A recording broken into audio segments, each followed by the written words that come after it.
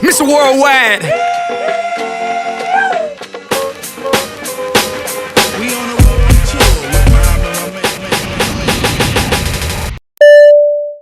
Welcome to our first, I think, official, because I mean, Heath and I had like a little chat before on the Instagram since quarantine, but this is our first official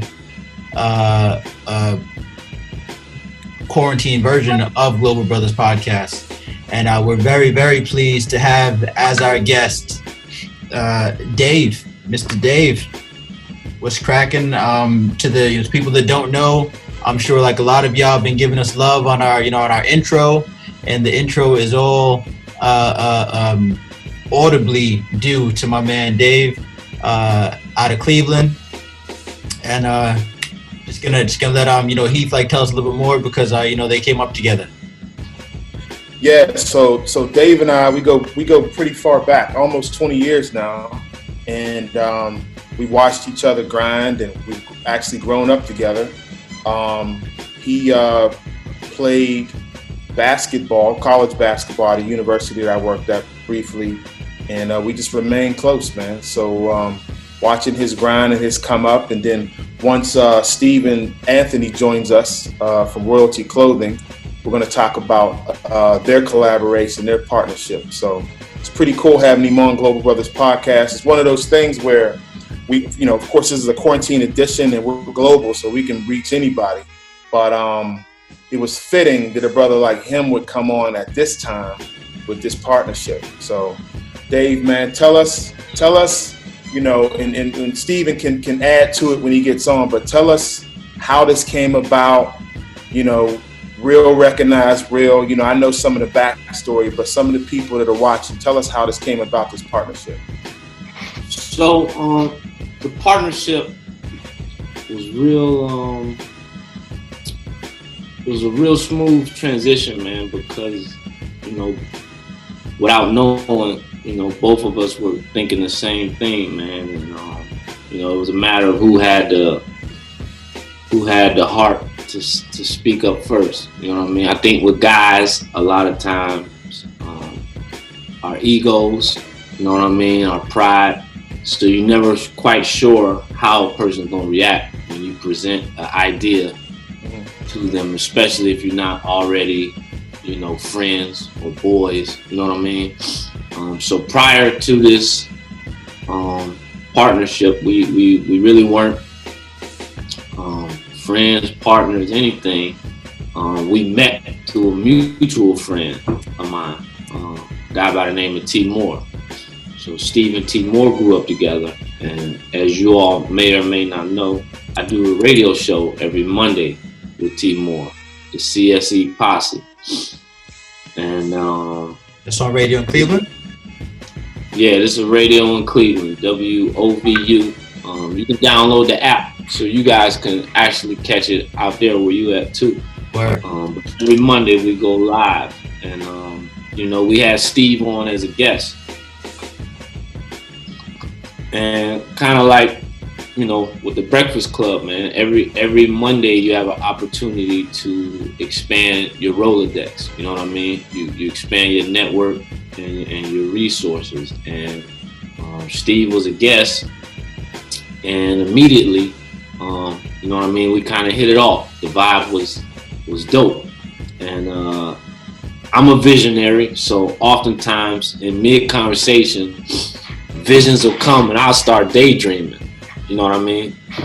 You'll even catch me look up in the sky and I'm really thinking of ideas and seeing stuff. So this type of vibe was happening with me and him, but I never spoke on it. But lo and behold, hindsight, when we did finally speak, he said he was thinking the same thing, man. So I really had a vision to partner in 2019, but it didn't work. And then 2020, it finally came together, man.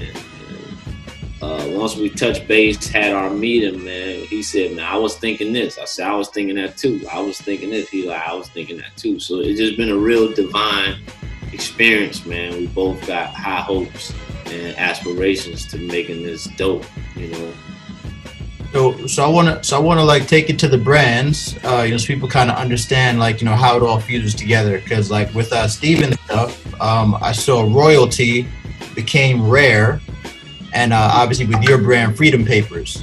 So yeah, kind of explain to us how all three mesh together.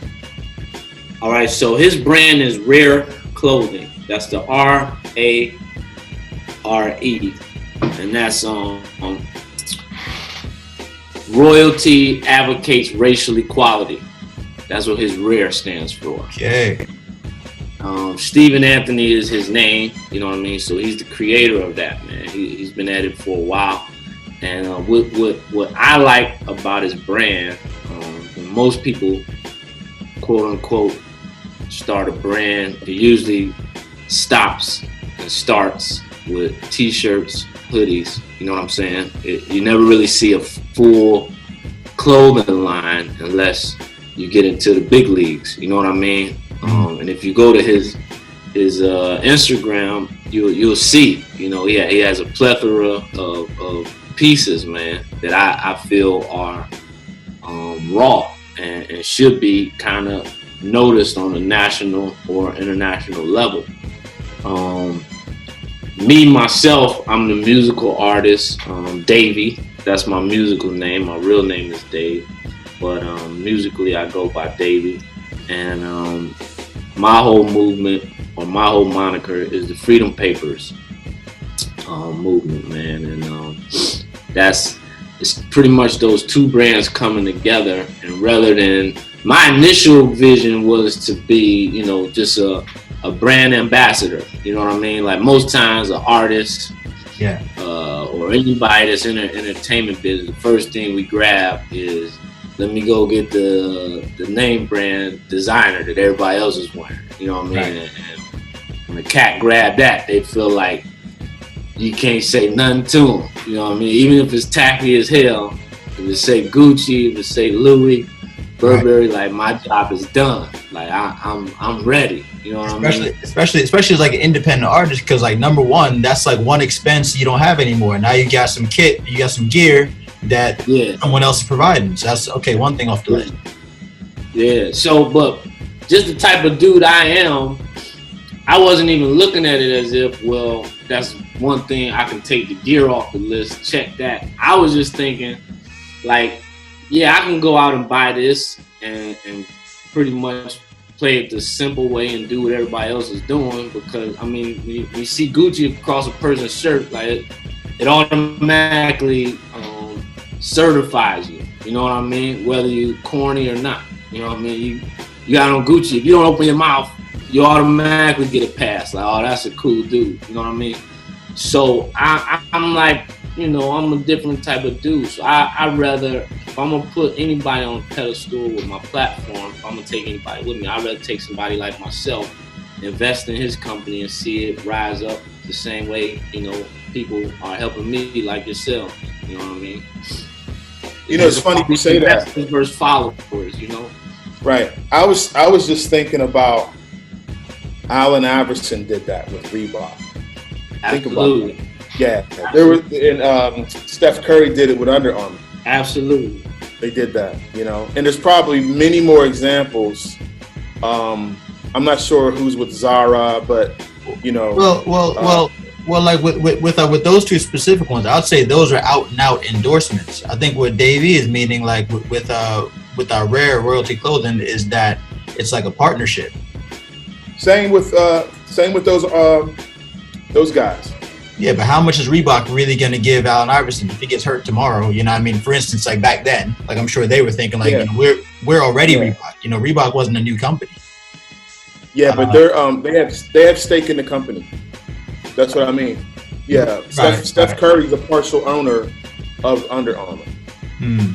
I'd be interested to see what pittance of a percentage they gave him, but I don't know. Oh, I'm sure. Yeah. I don't know. I mean, it's probably, yeah. I think the main point was like they both could have went right. You know what I mean? Like, right, that's my point. I can easily go Nike and it's a done deal. Like, you know what I'm saying? Yeah. Right. Like Iverson took on Reebok, where the hip hop culture wasn't even, after the 5411s, Like Reebok was a female shoe. You know what I mean? Right. Yeah. Word. It was, and like a workout shoe, like a like fitness, LA Gear type, type stuff. Yeah. Nobody was checking for Reebok. Man. Right. Yeah. He pretty much put that stamp on it. A thorough dude put a stamp on it. What I was picking up on, like what you said about Gucci, was for anybody that watches Global Brothers podcast, like getting to know our personalities by now. For me, and I'm sure for Heath as well, we look at that like European, Italian stuff like the complete opposite now, man. I mean, like I know like coming up, whatever, like people was about their Tommy Hilfigers and whatever else, but for me, anything that's like either completely unbranded or not in support directly of a black-owned business I'm not feeling it. Yeah, and like especially them big brands, like being all the ones who that they're getting found out for who they are, in terms of their whole blackface agenda and whatever else they're doing that like is like completely calling them out now. They never wanted us to wear their stuff anyway. Yeah, like like for them it's just okay. Well, that's extra income, and like green money's green money. But like if it was up to them, there wouldn't be no black people in their stuff. All the Italian designers, can't none of them say otherwise. It's like for someone to put Dapper Dan on and say, okay, now Dapper Dan got his own Gucci store, their hand was forced to do that. Completely forced to do that, because before that they were suing Dapper Dan for years. Just for example. Yeah, I think too with me it's like it's more of a I had my point when we do that Dapper Dan. I remember the story Dapper Dan, so my mind is really. Well, here I go. So the point I was gonna make is, I want us as a people to get back to the point where we realize like we made the brand, and we determine what's cool and what's not. You know what I mean? It's like all of a sudden, and it's probably because a lot of these artists getting paid to wear that stuff, so it's a check. You know what I'm saying? So I'm gonna wear this because I get a check, but at the end of the day, we really dictate what's thorough, what's fly, and what's not. So if we could just understand, it don't matter what we put on. You know what I mean? Like if you dope and you a cool dude that know how to dress, people gonna automatically think it's some designer stuff just because you got it on. You know what I mean? Right. And that's what I want to get back to. We are the GOAT. You know what I mean? We're proud of it. It's very true. It's very true. We determine what's cool, for sure. Yeah. Culture. Yeah, we set that standard. The other thing I wanted to ask you, Dave, was what made you, and this is going to go way back to your upbringing, what made you go after things that are non-traditional? Like, you know how most people, I've always prided myself on not doing what everybody else is doing. Yeah. Like just at least stepping back. I might even like it, and I might even end up taking a step towards it. Yeah. But when everybody's going in that direction, I take a step back and watch them and say, I don't know if I want to do that. What made you that type of guy? God, you know what I'm saying? Like I think when we come here, somewhat of our personality is God-given, and the rest is formed based upon the people we surround ourselves with or the environment we in. But I think most leaders have this little thing inside of them that just constantly forces them to think a little bit differently. You know what I mean? Think outside the box, and most times those are your trendsetters, your like I say, your leaders, your innovators. And I think that comes from the moment you land. You know what I mean? Because I can't even say that it's a struggle to where part of me, I want to do this, but I'm like, no, I'm gonna purposely be different. Like it's so natural. It's like breathing. You know what I mean? Exactly. And it comes out in everything I do. You know what I mean? Everything I do. So I would say that's God put a few of us here to be that. You know what I mean? To be. So with the music. How young were you when you first noticed you doing those type of things? Because you grew up in Cleveland where there was drugs, alcohol, right way, left way, do things. You could have got into anything you wanted, but you chose to pursue basketball, and you can even get into that, and then, of course, go to college.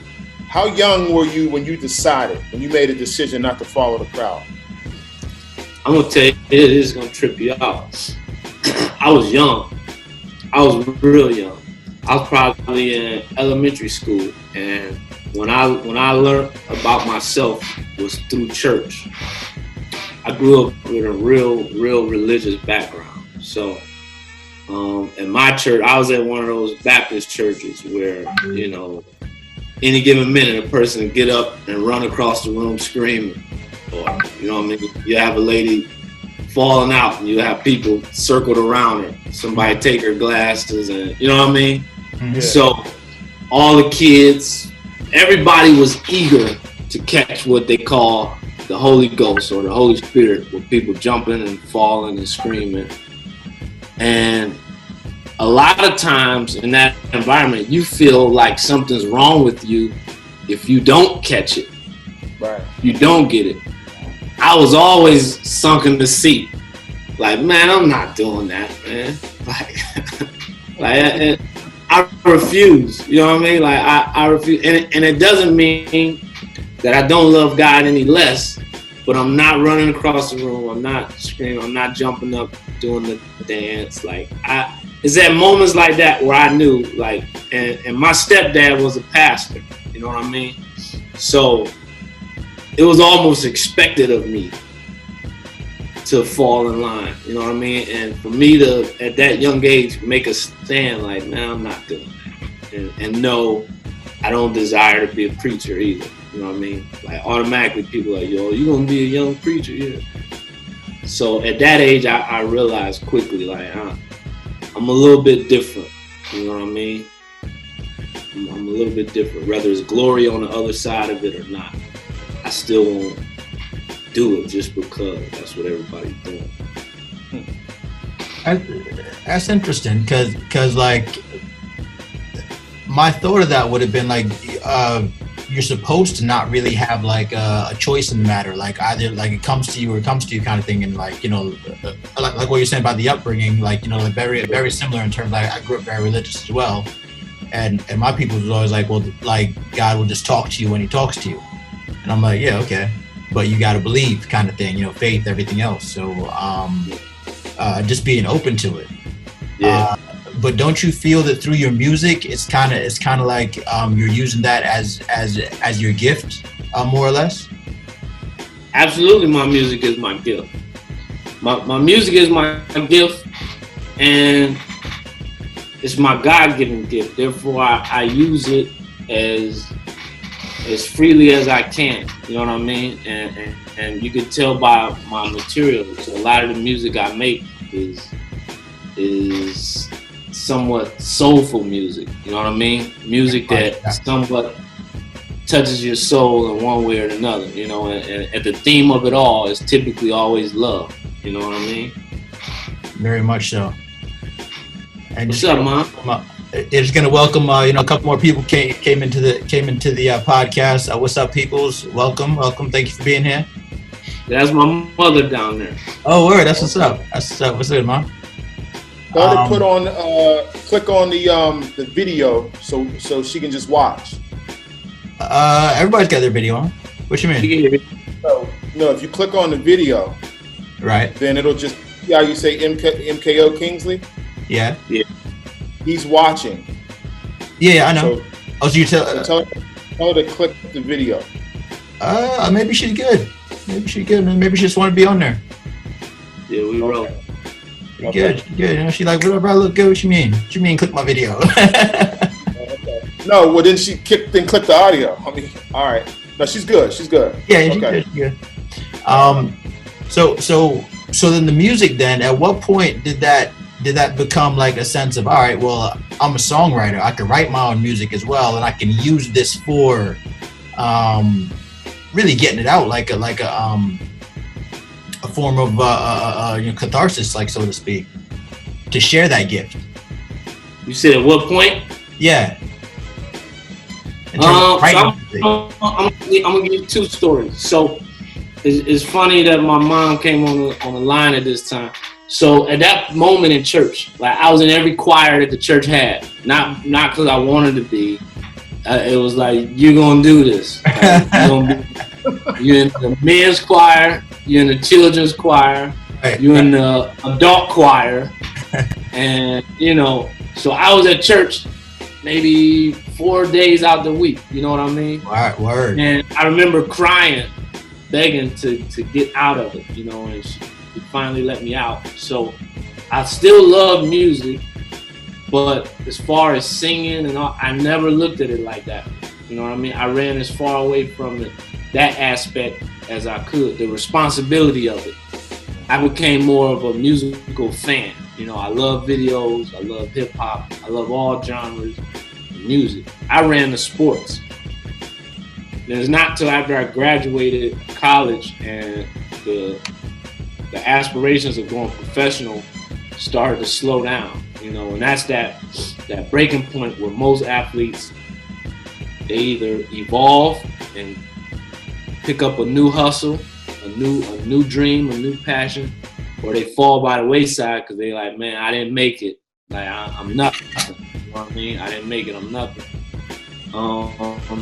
It's at that point that somehow, some way, that music came back into my life, and it was one of my homeboys who was rapping, and he asked me to just help write hooks, and that was the turning point to where I got back into, or that's where I got back to writing and getting back to that initial plan probably that God had for me. I really don't think you can escape destiny. You know what I mean? You can stall it, but you can't escape it. So it found its way back to me. And then I think the story of how the world came to know about it was March 2017 in Dubai. That was a coming out party. Oh, wow. Tell us about that. I was front and center for that. And I've heard this. It's good that Mom is here listening, because even she didn't know, huh?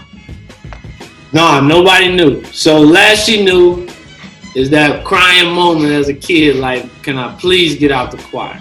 You know what I mean? After that, it was strictly basketball.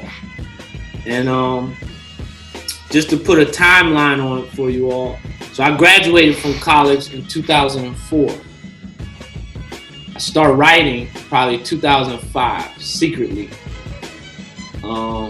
So fast forward that, from 2005 to 2017, I was pushed off the ledge. So that's 12 years of secretly honing my gift and my talent. 12 years. Like when you think about that, like you're in education, right, Heath? So you had those 10-year plans, like where you see yourself in 10 years. Like when you think 10 years down the line, you're like, man, that's so long from now. You know what I mean? So sometimes it shocks me, because once you're there, you're like, damn, time passed so fast. But when you're looking ahead, you're like, man, that's so far away. So just to think that I was right. There go my man Steve, y'all. Steve in the building. Yeah. Sorry, So to write in private and to kind of perfect a gift in 12 years, over the course of 12 years, and then why'd you keep it private for so long? Because I was a hooper, man. I was like, singing is corny. What you mean? Like, people know me for hooping, man, not singing. Singing to get all the girls, man. ODB even said it. You gotta sing to get yourself some, you know what? Hooper to get the girls too, man. Right. The girls go hand in hand. So I was good. I was good in that area. That's funny. Yeah. It's crazy. You know what? I didn't like all what I call it is chin music. Okay. Where cats be like, But that was never my style. Right. So it's like I didn't feel like I can be the same dude, squaring up, getting buckets, and still be like it didn't go together to me, man. Like right. It's funny. It was gonna be a hit on my cool resume. So I was like, I just keep this singing stuff in private. So I got a question. So, and this is tying into, and we're going to introduce our brother Stephen Anthony soon, but I want to say this and tie him in. When you guys met, Dave, you talked about him thinking something, you thinking something, and neither of you guys expressing it to one another till a later date. Yeah. And you waited 12 years to jump off the ledge because of something that you even thought about, right? So there was some barrier in your way. And the word ego, I've been reading up and watching a lot of YouTube clips on the word ego. And basically it's just barriers that many of us, especially men, black men, if you want to be specific, put in our way. Do you regret not introducing yourself and approaching Steve? And also, do you regret the 12 years of not jumping out there? Any of it? Right. So that's a good question, because it taps into what I've learned, that what's supposed to happen does, and it will when it's supposed to happen. So in my mind, right, like in our mind, it's like once you come up on some greatness, you're like, damn, I wish I could have had this longer or earlier. You know what I mean?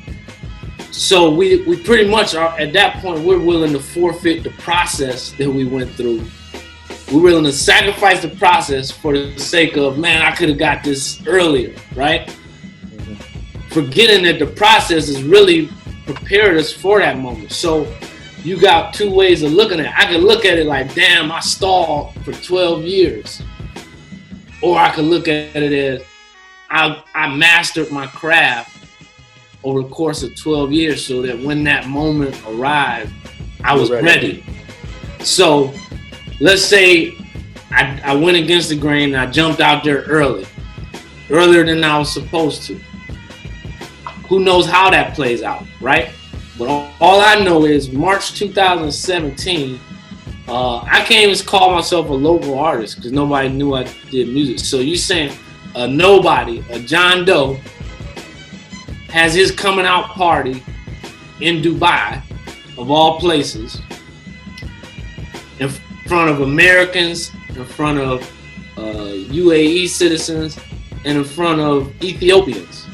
So to me, that was a divine day of arrival, because that alone automatically took me out the local talent pool and made me an international singer. Because now I have a following in Dubai, I have a following in Ethiopia. So to me, like, God couldn't have drew that up any better. You know what I mean? Me coming out 12 years prior to that probably could have forfeited all of that. You know what I mean? So I've heard the story before, and Heath showed me the video, but he never told me that was your first time performing. I wasn't even supposed to. I was going to Dubai just to be a groomsman. That blows my mind right there, because I seen the whole joint and that looked like cinematic. It looked like something like, you could do a movie about, straight up, like, yeah. Just from start to finish, and like, how it all happened, and like the big reveal and all that. I'm completely surprised, brother. Like that was amazing. Yeah. That was dope, really. Yeah, and that's where that history of basketball, that competitiveness, okay, that I ain't gonna never let you punk me, like all that, right. all those years, 20 plus years of basketball end up really preparing me for what God had for me anyway. You know what I mean? Because I tell anybody, I was nervous as shit. You know what I mean? Like, my initial plan was to sneak the song to the DJ and just let him throw it in the mix at the reception. Right. But I wasn't even confident, man. Like, I'm like, man, this song may, mess up the whole vibe. And I know, for those of y'all that know Heath, man, he's a detail-oriented dude. So the thought of sneaking something in and it bombed, I wouldn't even been able to face him. You know what I mean? He was like, where the hell that come from? Like I had everything planned out. How this song even, you know what I mean? So that nervousness made me ask him for his blessing. And when he heard it, it's like, you're gonna miss your moment if you don't perform this song. And at that point, my nutsack dropped to my feet. I was like, performing? What? Like, that's crazy, man. I'm sure some people listening is gonna find that as like a real, real inspiration as well. That bridges over to another question that we always ask our guests to come on, because we are called Global Brothers Podcast. And it's all about people inspiring, living an inspiring life that like has gone global. So you found your success globally after living in the States for like your whole life, and then you didn't even like really like showcase your talents in terms of like musically until you went global. So what did that even feel like to be somewhere else, shining on that kind of big stage? Man, it was the most electrifying feeling I ever had. It was like dropping 50, you know what I mean? Dropping 50 against your rival. And that's rare, Stephen Anthony. That's rare. That's rare. Yes, sir. Let's bring in, and thanks for being patient, Brother Stephen Anthony from Rare Clothing. We introduced you earlier. We're happy to have you on Global Brothers Podcast. We apologize for this quarantine session. One of these days we'll be meeting face to face. Hopefully, you gotta come over there. I told him that. Yeah, definitely. We have some other people in the room. We actually have an international recording artist who is a dear brother and friend of ours, a Nigerian or Dubai-based Nigerian singer and songwriter. Does a lot of other things. His name is MKO. So he's also getting to know your story, Davey. And we want to know a little bit about you as well, Mr. Stephen. How did your clothing line, come about? What inspired it? And then also tell us what you were thinking about in regards to your new partner. Well, to speak on how it started, clothing was just something I was always into. Even as a kid, I liked all the fly clothes. Even when I couldn't afford them, I would draw my graffiti my guys with the fly clothes on. So it was something that I was always into. As I got older, instead of spending my money in the local stores, I said, one day I want to make my own stuff. So hey, I just went with it. It took some time. Some things were scrapped, a lot of scrapped items, a lot of things no goes, but I just stayed with it. It was one of my passions. Art is one of my passions. And I feel like, fashion and art are synonymous, So there it is. And as far as with Dave, first time I seen Dave, it was just something different about him. We never even spoke. He was in the picture, and what he was wearing, it caught my eye. And that's not normal for me. I'm usually all right, keep going. And I said, who is this guy? So a couple months later, we do an interview, and it was my second time meeting him. We're sitting down during the interview, and as I'm talking, I could tell he was engaged. And as I'm talking, I'm kind of talking to him. Right. So I'm answering the questions from everyone around the panel. I'm more focused on talking to him. Of course, he don't know this because it's all in my mind. I'm like, man, I want to get this dude's attention. There's something about him that kind of reminded me of myself, So we spoke a couple times, and we were supposed to meet a couple times. For whatever reason, it didn't happen until one day I reached back out to him. I said, hey, man, I like what you're doing, and let's get together. Let's not put this off. And we got together, and here we are, Amazing. This is only the beginning. But yeah. That's dope. Well, I'm enamored by your clothes, man. I'm not really a fashion guy, but I do like fly things. I got a couple pieces, and when I look at your, there's some fashion guys in this group, with MKO. You're right. Heath, you're right. You're right.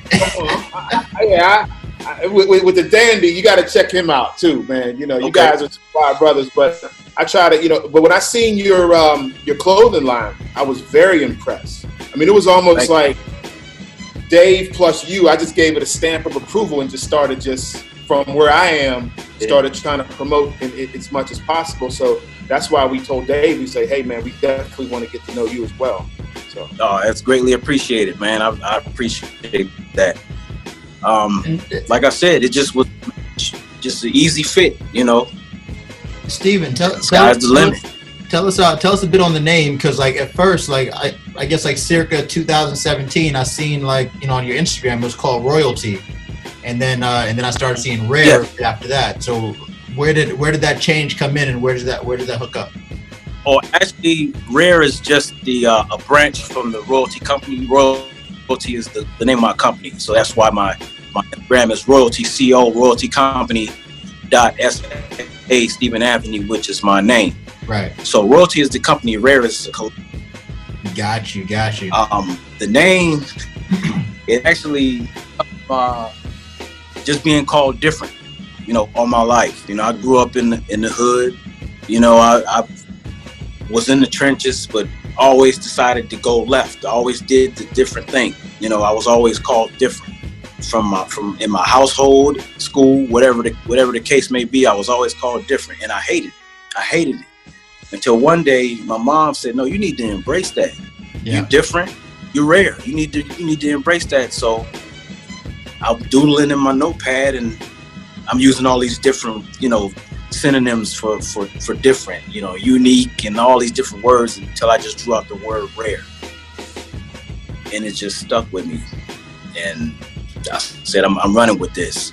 You know, for all the people who call me different, y'all gonna wear this shirt.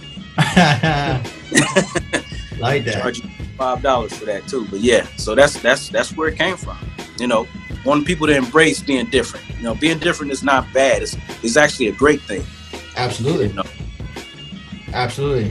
And you're flipping through your Instagram. There's so many like dope images, and I guess brand ambassadors, so to speak, or at least people that love to wear the brand, because like you just like see, you know, how like they like produce their swagger, and that's from like kids to like, you know, women to like, you know, brothers, you know, on there. So everybody's kind of like, you know, repping that feel, and it feels very urban, feels very hip hop.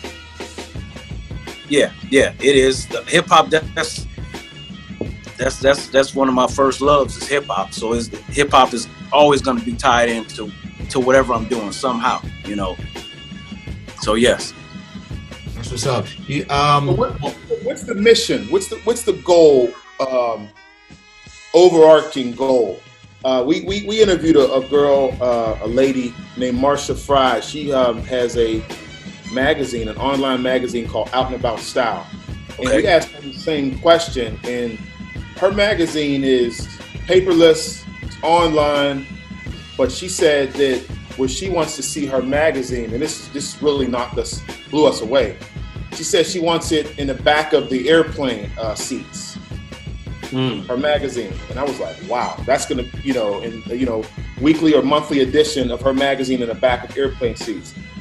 Your line of clothing, where do you want it to go? How far?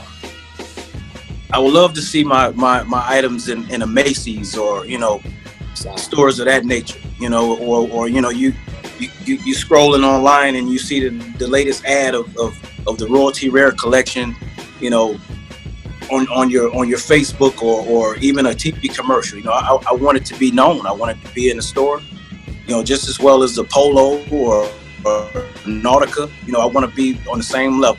They did it. They started from the bottom. I know all their stories. I've researched them.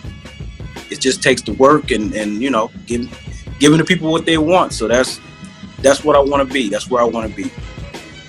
Amazing. Wow. Well, you're on your way, brother, because you have some really nice stuff. And even like we looked at your Instagram once again. I was all through it. I think one day Dave and I will heavy. It. It's Yeah, so I mean, yeah, it's what people want to wear as well. You know, it's a comfort fit.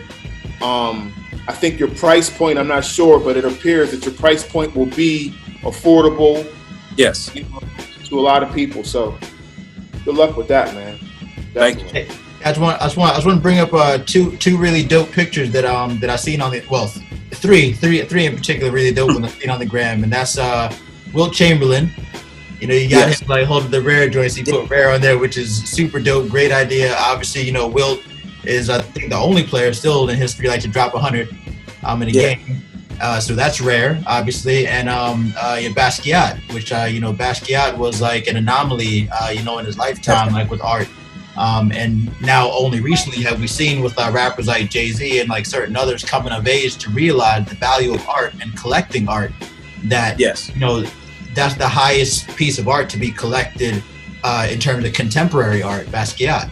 So again, attaching that to the rare label. So I think even more than what's in a name, it's like what's in what you're aligning your brand with. So like those kind of figures and those kind of images, like really dope. Like going down that path as well. I appreciate. What's like the future of that? Like, are you looking for more of like that kind of rare?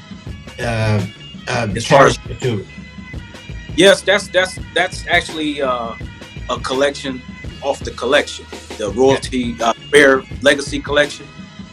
Yes, so I am going to be doing more. But to speak on that Wilt Chamberlain, which is crazy because I came up with that idea as I was sleeping. Word. I woke up and I said, okay, I got this. And I put the rare in the 100. And I didn't want to do it at first. I didn't know how people would take it. And I put it out there and they loved it. And as far as the Basquiat, I took up art, as a kid. Took art classes at the art museum and things like that. So Basquiat was someone that I was always familiar with. But back to what I said about being different, I never wanted to let my friends know that I even knew anything about this. Back in the 90s, after he passed away, or even during the late 80s, I never wanted to let my friends know that I even knew anything about a Jean-Michel Basquiat or Andy Warhol, because now they really gonna call me weird. You know what I mean? So that's something that I knew about as a teenager. But to hear the rappers speak about it and I see where they were going with it, all right, it's okay to let people know that you into this, because he was definitely rare. Right. He was writing his Samo sayings on the walls, and that's all I'm doing. I'm spraying my logo on everyone, just like he was spraying on the walls. That's one of my inspirations, Basquiat. So throughout this, and thanks for sharing that, brother. Throughout this difficult time, we'll call it a challenging time we're having around the world, what are some of the conversations that you and Dave are having as we go forward, and then we, of course, have to face a new normal possibly on the other side of this? You want me to grab that one, Steve? Yeah. It's funny you asked that, man. So you got two visionaries together, and if you listen to his story and then you play back mine, you find all those similarities. How like man, it was almost like they was on a crash course. You know what I mean? So our minds work a lot alike. So I got all these ideas, he got all these ideas. The excitement, like we just launched the announcement, like we merging, then boom, quarantine. Quarantine, you know what I'm saying? And with fashion, with music, anything, or just with product, you know what I mean? You have to be sensitive to the climate. And I had a lot of these ideas, and you know what I mean? And at one point, I was about to place an order for the new shipment of hats, the Freedom Papers collection of hats. And I was buying, I had 3 pairs of shoes in the cart so we can get ready for the photo shoot and shit like that. And it was like bruh, like cats is focused on getting in the grocery store and getting back in the house. Like, people ain't shopping right now, you know what I'm saying? And people were worried about staying alive. So to push a product down somebody's throat at this time, I was like, man, that's probably not a good look, you know what I mean? So it forced me, which is hard, to kind of sit back and chill.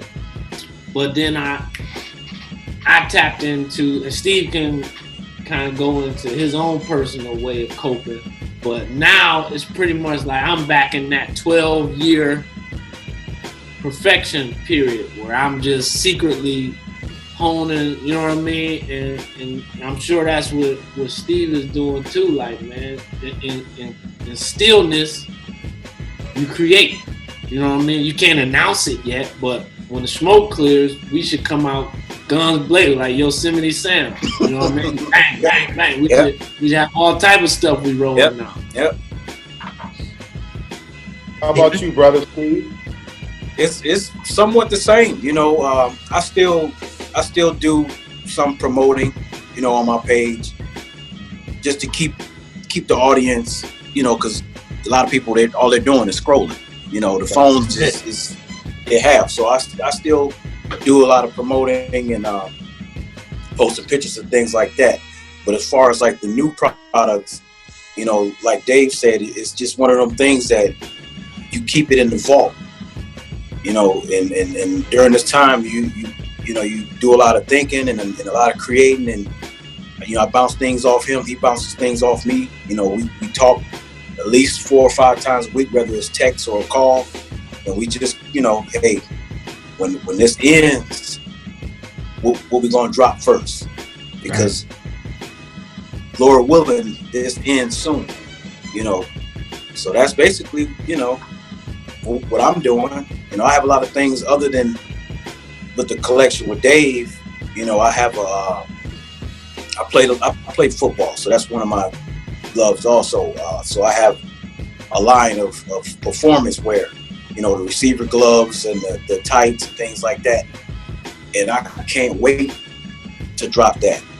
But I can't do nothing right now because, you know, we at a standstill. So you just keep those ideas and you keep that stuff fresh in your mind. Keep your audience, you know, interested, whether it's pictures or stories here and there. And when it's over, just be ready, you know. As you brothers were talking about, just like, you know, the coping methods behind it, you know, like working behind the scenes, you can kind of consider quarantine to be a rare time. You know, like, this is not usual. This is not regular. You know, people like are starting to say the new normal. Well, I would kind of like, you know, rally against that and say this is just a rare time. But, you know, we're gonna do this. Yeah. So like, it can't be a new normal if you're gonna get through something.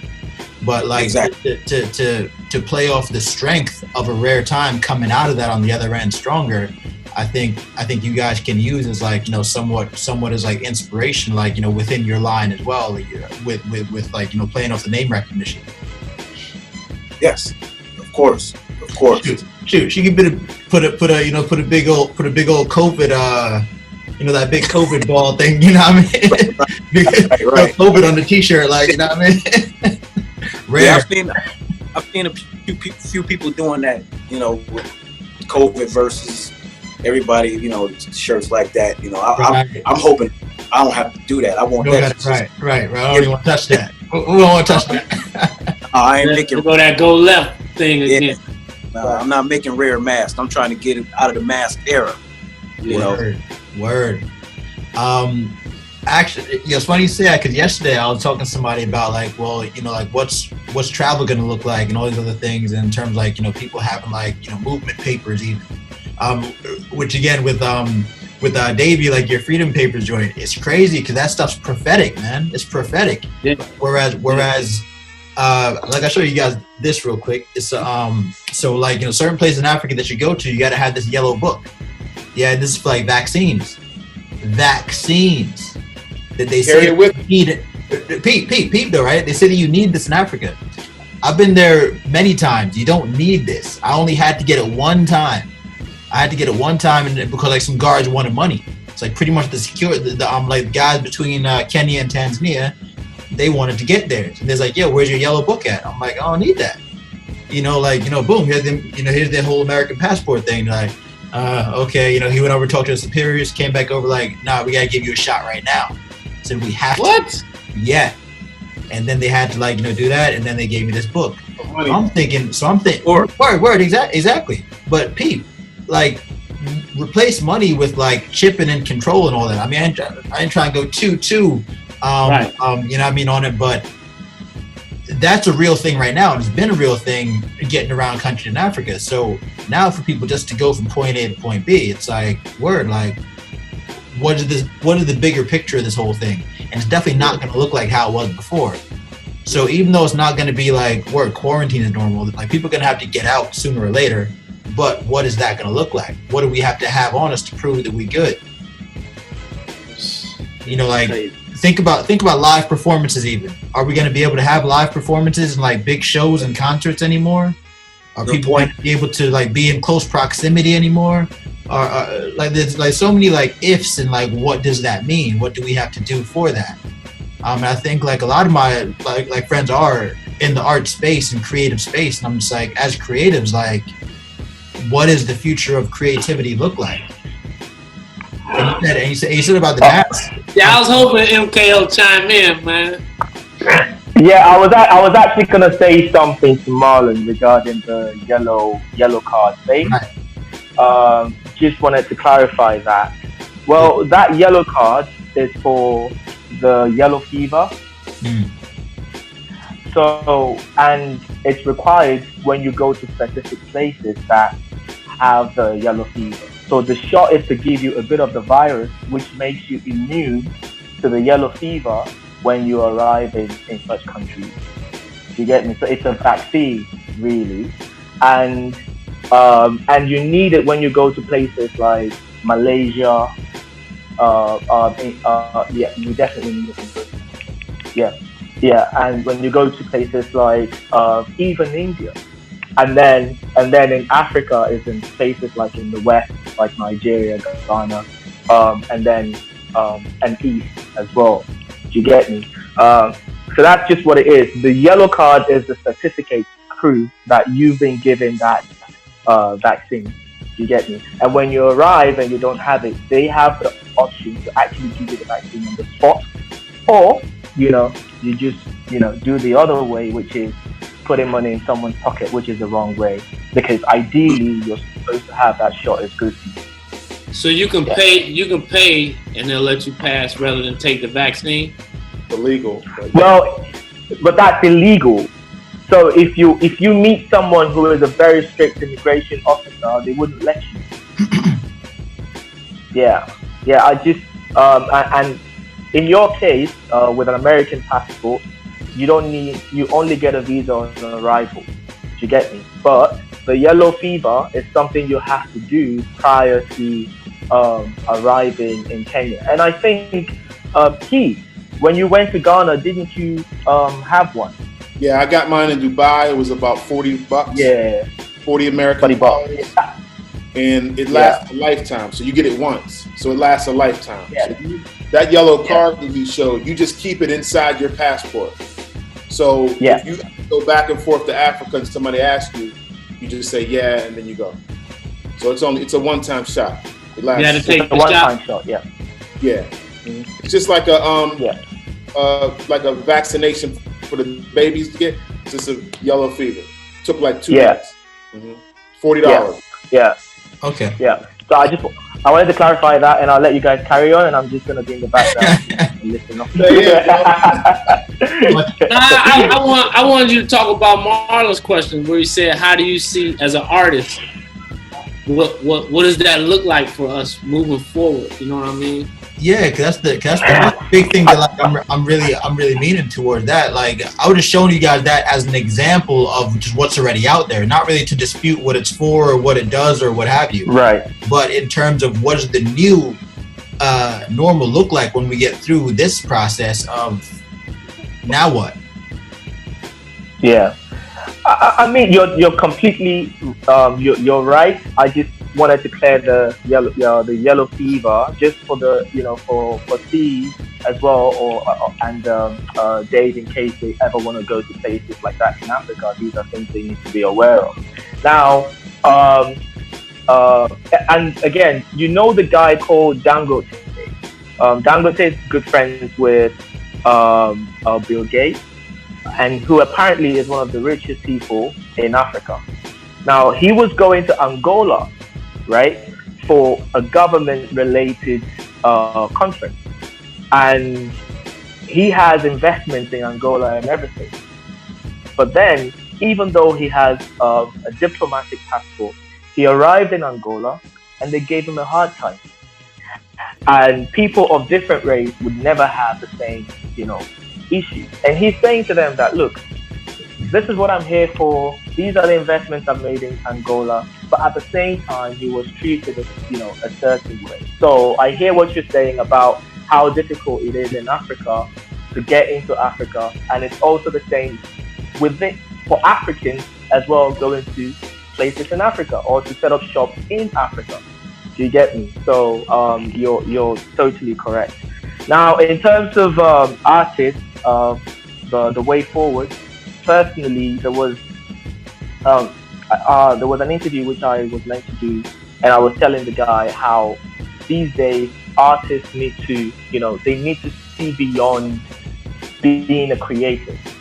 They need to understand that as a creative, there is a lifespan, and you are a part of a community, which means as you grow older and evolve, your community and your crowd grow along with you.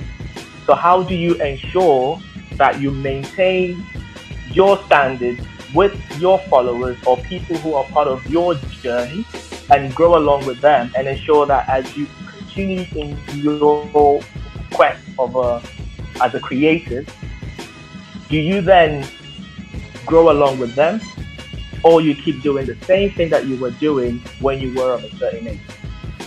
So in my case, what I've done is, apart from being an artist, I run Art Fusion Nights, which is something that appeals to a certain, age bracket, as well as people who intend to see beyond, like younger generations who intend to be at where they want to see themselves in a few years. Being a part of our community gives them that drive to want to do more. Does that make sense? So for me, sorry? You're talking about like a diversification, to like diversify what you're doing. Yeah, and you gotta have to be diverse and not just focus on if it's music that you make, or is it is it fashion? If right now I'm designing for 21-year-olds, I'm just saying, for example, and these are my my community. As I grow older as an artist, am I looking at ensuring that these 21-year-olds remain my time even in their 40s and their 50s? Do you get me? And the new and the generation after, will they also follow along? Which is what the likes of Adidas has done. When you see, the people who rock Adidas these days in the 70s and in the 60s, in the 50s, and you still find the young generation these days still tapping into that market. Do you get me? So that's what I was. Yeah. Yeah. Go on. Yeah, because I think though that what you're saying has been true even before the age of COVID. So I think what the pivot area is now is everything they're saying that we cannot do during this quarantine. How can you turn around after it and just say that, okay, it's all called off, back to normal now, it's all good? This is what I'm getting at. Whereas, right, as artists, we got to look at now, like what is going to be our pivot mechanisms, both from, like, definitely from a performing perspective. I mean, I know there's like lots of options in terms of like online stores for like fashion, for instance. I'm sure Steven can still sell his stuff online, no issues. I think the main thing with that is that do you really want to advertise during this time? And have. I think that's what your initial question pertained to. Yeah, because you don't want to. How's our process affected due to the COVID-19? Right. And what does it look like moving forward? That's what I think the initial question was. We kind of drifted. Yeah, a little bit. Yeah. Yeah, MK. I think like for instance, like singing wise, you know, you can still perform. You know, obviously people have been doing lives on Instagram and, you know, having like sessions, etc. And like I said, like, you know, like with like you and Steven's you know, partnership, you can still like push things online. But with the rest of the world being on quarantine, are people ready to be in that space? Are they ready to be in the retail space? I mean, I know me, for instance, like, you know, I'm not really shopping. I'm not thinking about buying stuff right now. I'm thinking about like, yo, when are we getting out of this to like even like get back to that place? So just I think the question right now is like just like survival as an artist, like what does that look like for you guys in particular? So like yourself and Steven right now during this time, not even after per se, but right now, what are you doing to survive as an artist? I mean, right now, man, I'm at the drawing board trying to figure it out, man. And this is like, I mean, for everybody on here that's an athlete, like you can have a great game plan, but when there's certain parts of the game where your instincts are the only thing that you can rely on. You know what I mean? Like nobody has a blueprint as to how this is going to look. Nobody has a crystal ball.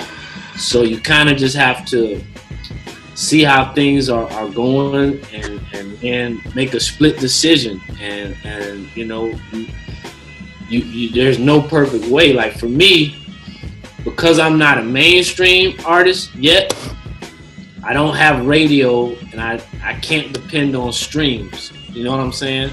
So a lot of times when I release new music, the only true way I recoup a benefit from making new music is when I have my release parties. You know what I mean? Right. So that's got me back to the drawing board, because it's like if I let new music go, it's like, yeah, I'm gonna get some streams, but as we all know, it takes 1 million something streams to even see any real revenue. Right. And unless you're on the radio, you know what I mean, that's pretty hard. So I'm trying to kind of figure it out, you know, in this little period where things are kind of stagnant. And I haven't come up with anything yet, but I'm still like, should I let music go? Should I hold on to it? Because nobody knows when this is going to end. And even when it do end, are people going to be eager to meet in crowds, like you said? It's tough. That's what I'm worried about, yeah. Steven, what do you think? Well, for me, it's strange. Strangely enough, with all this going on, I think my sales has increased. Okay. Which is strange. You know, you would think that most people will want to hold on to what they have. You know, you have a lot of layoffs, which I just had to administer some layoffs here myself for the company that I work for. People are still buying. They're still sending me the DM and sending the money. It's actually more than normal, because I guess people are on their phones because there's nothing else for them to do. Okay.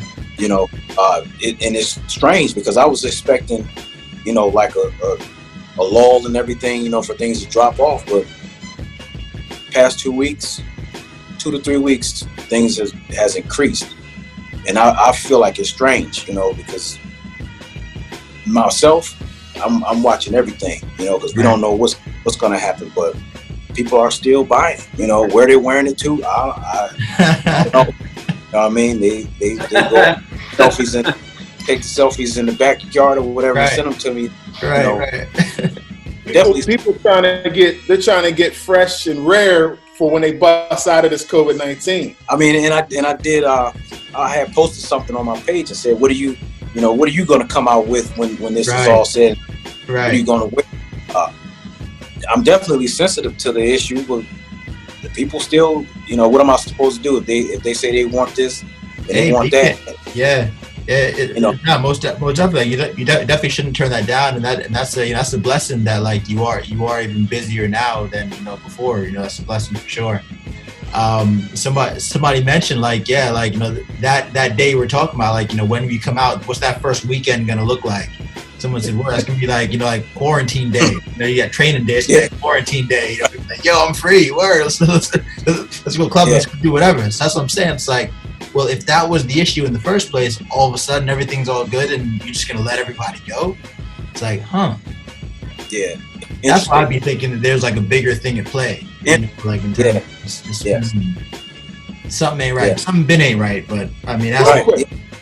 I want to stay on this topic real quick because MKO kind of got my head around, and MKO, correct me if I'm wrong. When you were speaking, for some reason, I caught you reversing what you do, and I can see ways where Davey and Steven can go take steps in this quarantine, in our situation right now, take steps towards their fan base and their consumer base. Is that what MKO? Is that what you were talking about? Not sure. Sorry. Say that again.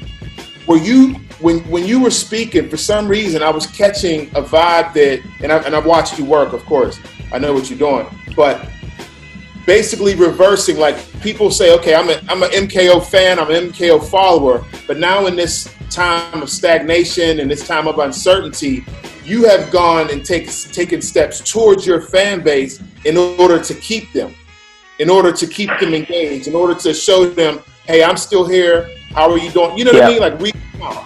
And I could see Dave or my brother Steve from Royalty Clothing via Instagram, via Facebook, reaching out to the fans saying, hey, I'm still here. How are you guys doing? I hope you guys are doing it, in public service announcements and things like that. That's exactly what I meant, but obviously I didn't catch the actual question that it's in relation to COVID-19.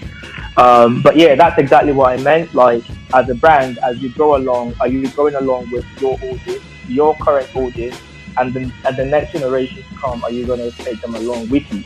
And the reason I say that is, like, the current situation now, as a performer, I make money by, traveling, going on tours, hosting events, and hosting concerts, right? And I'm not at that level where my music gets like 1 million streams, just like they said, where I can say, right, I can make a living off that. Do you get me? So what I'm doing now is I'm working closely with brands, like the Hennessy, for example, where I use my Instagram Live as a means to also put Hennessy on my platform, and I get paid for that. So it goes beyond now seeing myself as an artist. Like, what else can I do using my platform? And hence why I created Socially Up Close. And I spoke to Marlon as well before, I went live on this. The last time I brought a chef on my Instagram Live to teach people how to make specific cuisines in 20 minutes, and we had a lot of people who were viewing that at the time, which gave a lot of awareness for Hennessy. Even though Hennessy is a big brand, UAE is not their biggest market, right?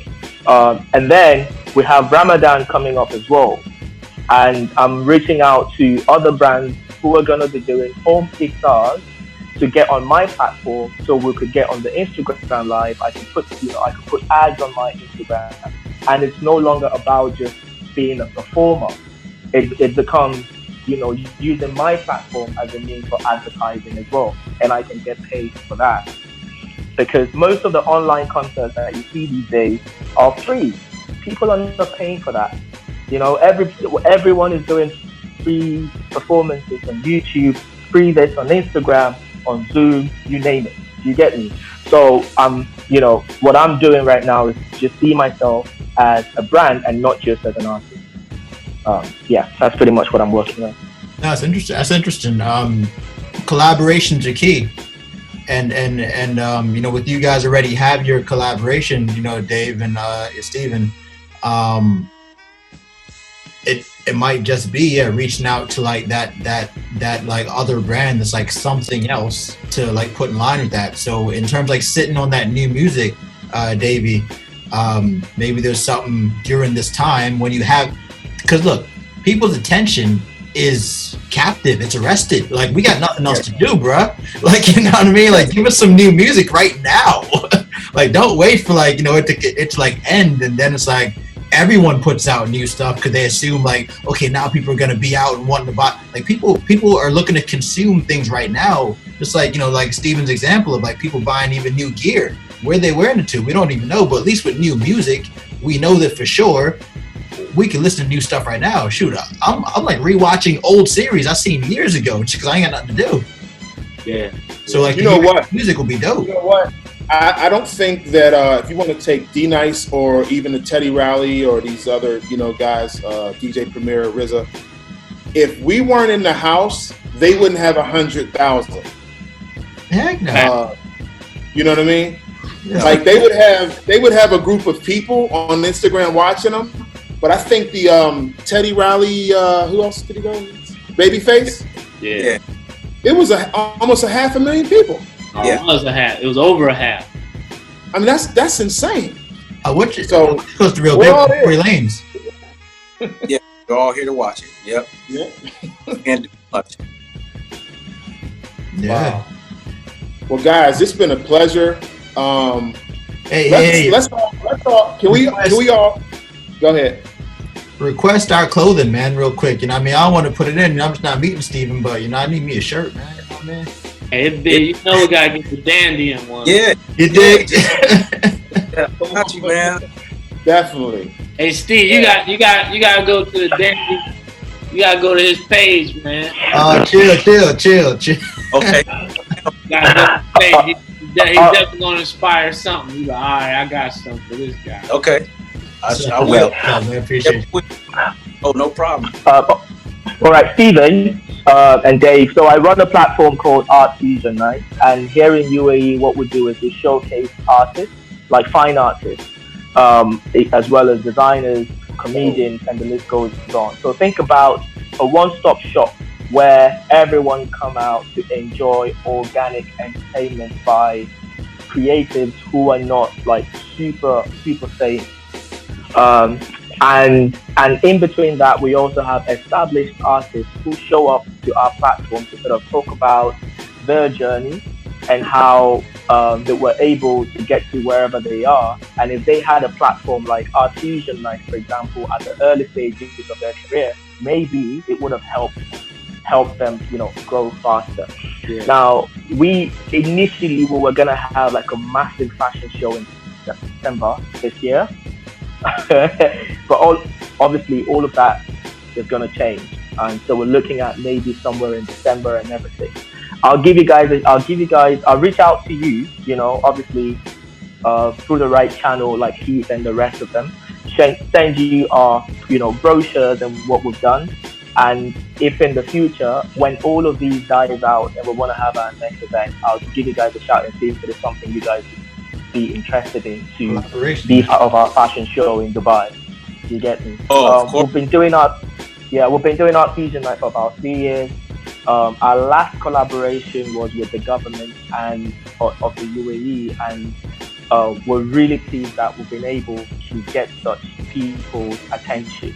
But at the stage we are, a lot of people have sort of tried to replicate the concept, but because we've been here slightly longer, we've been able to maintain our reputation. But it's time to take it to the, optimal level, which is when the event we had planned for September comes into play. Well, we're still going to have it, but it will most likely be towards the end of the year, say for example December. And I'll reach out to you guys and see if there's something you might be interested in. Absolutely. Yes. I can't wait to get back over there, honestly, man. It's really, I think it's going to be surreal, I thought about it multiple times. It's almost like a coming home party, Picture that, Dubai is a coming home party. But I can't wait. Hey, man, you see the shirt right here, Davey, home. Yeah. Give me my brother Heath right there. Yeah. I've been reading it all interview. I keep reading every time. It's all about Africa right there. So, I just want to leave you guys with this. Have this be our last topic because we've been on for a minute. We home is an interesting standpoint and segue for us to bring up here toward the end to wrap up. Because what all of us on the call And I'm not sure about your mom, but I'm sure she's thought about it as well. In terms where is home? Where where do we feel we belong? And often Heath and I, even MKO, come around to this conversation of just we want to help to build what's this renaissance that's happening in Africa right now. There's just an energy, a vibe there that you guys wouldn't believe, and it's truly gonna inspire you as well. I'm sure like when you guys come too. But it's something that we can start to think about from now. And to be honest, you guys there in Cleveland and the US in general, the diaspora is gonna play a big part in this. You guys have a big part to play. I see myself right now as a bridge between the two, being based in Dubai, traveling to Africa, but having that the States background and knowing people there, but just to encourage them to say, yo, we got options, the block, or even hitting it big on Times Square in New York, or a billboard here. That's not it. You know what I mean? Because at the end of the day, we don't own any of those spaces. But right. Africa is the place whereas you can do a small investment. You could bring your clothing brand. You could bring various brands over there to these various countries that are on the upswing, and be 10 times bigger than you could ever be in the States. So we're just trying to show people as well through Global Brothers Podcast that Heath with education, MKO with his artistry and with his brands and events. You brothers, what you're doing, whatever you're doing, Akon said it before as well, too. Whatever you're doing, you can do it 10 times bigger in Africa. And now's the time that's on the come up and on the upswing. So we just want to put that to you as well, and let you know that that's the next level. That's where it's popping right now. Man, Dandy, I'm here for all of it, man. I told Steve, we made a pact when we came together, man, that we wouldn't place any limitations upon ourselves. You know what I mean? And I'm just knowing him now, and I'm sure he know me, we probably thinking the same thing now. You saying that little stuff, I'm already in Africa. I'm there. You know what I'm saying? You talking, but I'm there. I ain't even look at your face. I'm daydreaming right now. That's what's up. So I want to, before we close, and before, if we have any technical difficulties, God forbid, I want everybody to salute a lady in the room who's behind a lot of this. Let's give her some love, Miss Beverly Johnson. Mom, dude. Wait, Davey. Right, Dave. That's the reason you're here. Mom, dude. Yes. Yeah, big shout out, Mom. Hey, I wanted to introduce MKO, man. You brought up a great opportunity, man, and you were talking about us being there physically, right? In December. That's what I'm saying, man. Okay. You guys, and if you can't be here and you have someone who can represent you on the ground, that would be good as well. I don't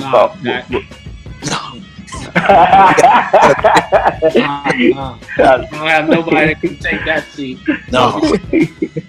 That's what's up. I wanted to introduce you, man, because it was a dope idea. My one of my sisters is on this chat. Are you familiar with BB King? Of course. BB King. The blues legend? Of course. What you mean? No, bro. I probably am, but maybe not find the name. That's your homework. All right, BBK. I'll go look them up one time. That's an American music legend, man. Black American. Okay. We got his granddaughter on the chat, man. Val B. King. That's what's up. I want to introduce you to her. We got Val B. King. I know you, Val. How's it going? Trying to get her in. She said she got her. She in bed. She got her in bed face. So she'll click in. I'm trying to tell her about this opportunity, man. But hopefully she'll click in. But yeah, man, I would love to come there. That's dope. I would love to come there. MKO, in that fusion, do y'all have a poetry aspect as well? Did you say poetry? Yeah, we do. We do have poetry. Yeah, we do. We have although the event in December would be more fashion and fashion, music, and art based. Okay. However, we could always create something specific. Make it work. If you want to make that work. Yeah, we can make it work. Yeah, I mean, it's our thing, man. We call it shop. Yeah, I got a dope ass crew, and we got some dope stuff that we could definitely bring. That would, for me, with everything is always about the experience. You know what I mean? You want people to leave like, man, that was crazy. Like, you know what I mean? So we'll talk, man. December, that gives us a lot of time. Plenty of time. Yeah, and just so you know, so I had my album launch last year, and it was a weekend of different activities. We had on a Thursday was the listening party, which was hosted by yours truly, Marlon, the Gandhi, and the next day we had the official album launch, and the third day we had a yacht party. So the event in December will be similar to that, where we have the fashion show, and then there'll be a bunch of other after parties and maybe pop-ups for the designers who are gonna be on the ground. So there'll be so much. Just think about it as a fashion excursion plus an experience to the UAE to see what other brothers are doing in the Middle East. Steve, you gotta kill it, baby. Oh, that's no doubt. No doubt. I like that, and I think always with us, Heath, we're like connectors, bro. Like we're always putting people together, isn't it? Like everybody that's like been on Global Brothers Podcast, either now have a synergy together, or are planning something. Like we see what's going on here. Like this is completely organic, like off the cuff. I love it. You know what I mean? But that's what it's all about. Like putting brothers and sisters together to all of us, like, you know, rise up. You know, that's what it's about. Like no man or woman left behind, you know, as we say. Yeah, I've had many thoughts about MKO and Dave meeting. I mean, for a long time now, and look at us. We're not even meeting face to face, but they're face to face. Right. Yeah, you brought it up a few times, mate. Yeah. I imagined it would be a handshake and a hug, but you know, we'll take this. Right. Hey, can we also do one more thing before we close? What's up, Val B. King? Tell us a little about this. Listen, y'all. Oh, there she go. Oh, look at her.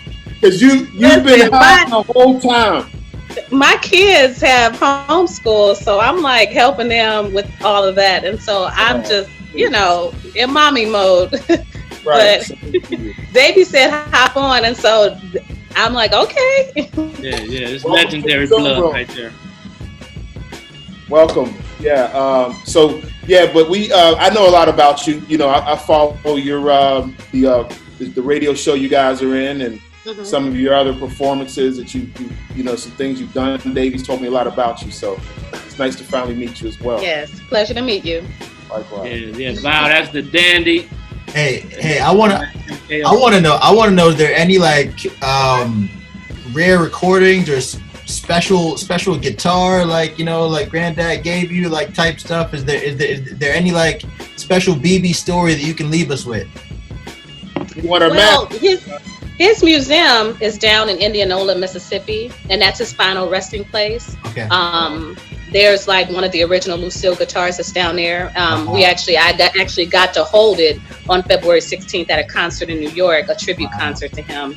But if you're ever in Mississippi, Indianola, it's an amazing like time capsule. It's a place to go and really feel connected to him because it tells you about his journey. I have all kinds of stories, growing up with him, some sayings that he would tell me, advice he gave me about music.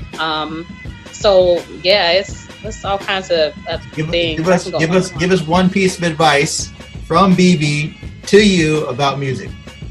One piece of advice he gave me was, I'll give you a couple real quick. Like I got married, had kids, and then decided to pursue music.